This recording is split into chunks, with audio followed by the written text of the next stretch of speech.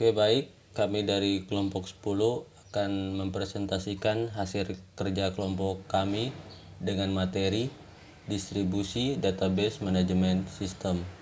Saya sendiri Mardianto Masiku. Perkenalkan, nama saya Ranu Irianto Lapu, NPM 17411050. Perkenalkan, nama saya Santo Anwar Situmeyang dengan NPM 17411094. Perkenalkan, nama saya Sandy Pasorong, NPM saya 174111070. Oke, baik, saya akan menjelaskan mengenai pengertian distribusi database manajemen sistem. Distribusi database manajemen sistem adalah suatu sistem atau perangkat lunak yang dirancang untuk mengelola suatu basis data dan menjalankan operasi terhadap data yang diminta banyak pengguna.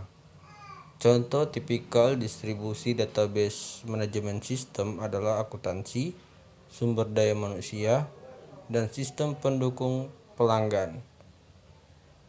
Distribusi database manajemen sistem telah berkembang menjadi standar di bagian pendukung atau back office suatu perusahaan. Contoh distribusi database manajemen sistem adalah Oracle, SQL Server 2002-2003, Microsoft Access, MySQL, dan sebagainya.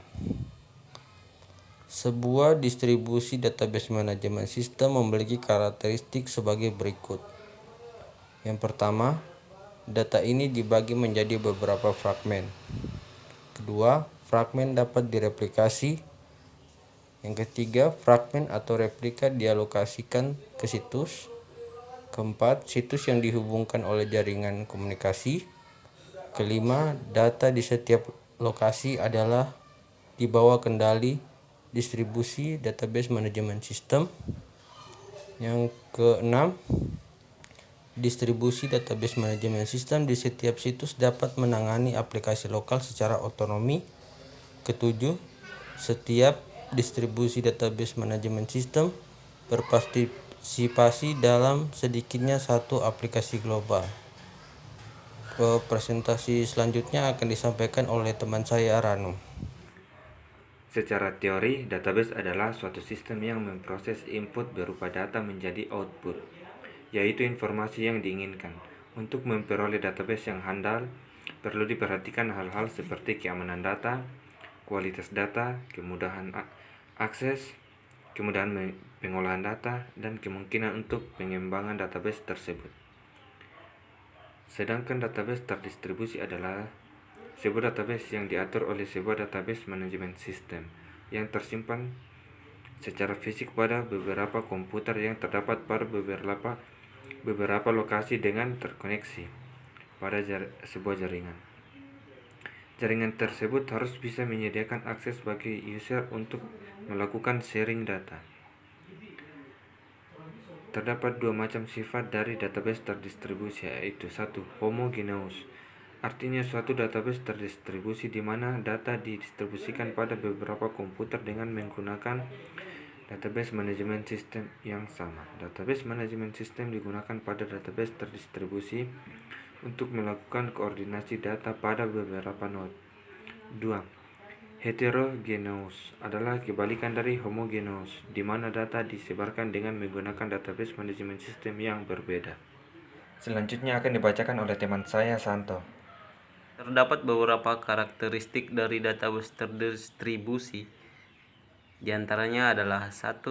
Kumpulan data yang digunakan bersama secara logik tersebar pada sejumlah komputer yang berbeda. 2. Komputer yang dihubungkan menggunakan jaringan komunikasi.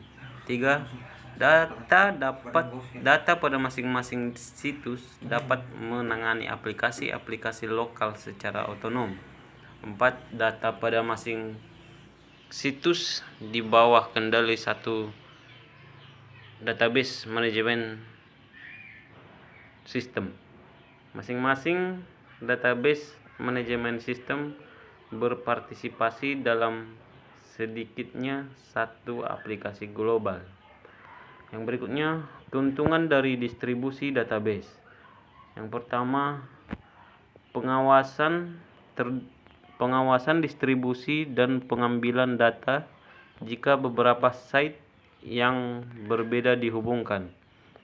Seorang pemakai yang berada pada satu site dapat mengakses data pada site lain. Contoh, sistem distribusi pada sebuah bank memungkinkan seorang pemakai pada salah satu cabang dapat mengakses data cabang lain.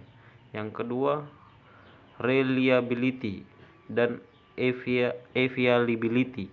Sistem distribusi dapat terus-menerus berfungsi dalam menghadapi kegagalan dari site sendiri atau mata rantai komunikasi antar site. Yang ketiga, kecepatan pemrosesan query. Contohnya, jika site gagal dalam sebuah sistem terdistribusi, site lainnya dapat melanjutkan operasi jika data telah direplikasi pada beberapa site. Selanjutnya akan dibacakan oleh Sandy Pasorong. Yang keempat, otonomi lokal pendistribusian sistem mengizinkan sekelompok individu dalam sebuah perusahaan untuk melatih pengawasan lokal melalui data mereka sendiri. Dengan kemampuan ini dapat mengurangi ketergantungan pada pusat pemrosesan. Yang kelima, efisiensi dan fleksibel data. Dalam sistem distribusi dapat disimpan dekat dengan titik di mana data tersebut dipergunakan. Data dapat secara dinamik bergerak atau disalin, atau salinannya dapat dihapus. Yang keenam, ekonomi gross law menyatakan daya listrik dari sebuah komputer dihitung menurut biaya yang dihabiskan dari penggunaan peralatannya. 3 kali peralatan, 9 kalinya dari daya listrik, sehingga lebih murah jika membuat sebuah sistem yang terdiri dari beberapa mini komputer yang mempunyai daya yang sama jika dibandingkan dengan memiliki satu buah superkomputer. Kekurangan dari distribusi database. Yang pertama, harga software mahal. Hal ini disebabkan sangat sulit untuk membuat sistem database distribusi.